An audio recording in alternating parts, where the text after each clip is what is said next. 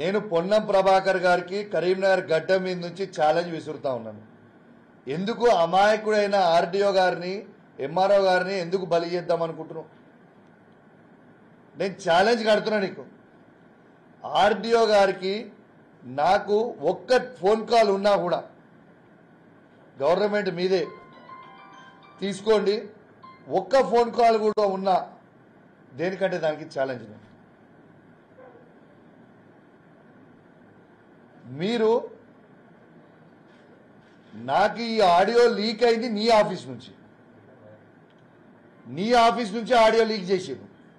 నీ ఆఫీస్లో ఏం జరుగుతుందో నీకు తెలియకపోతే అమాయకులైన ఆర్డీఓ గారిని ఎంఆర్ఓ గారిని బలి చేసిపోయింది.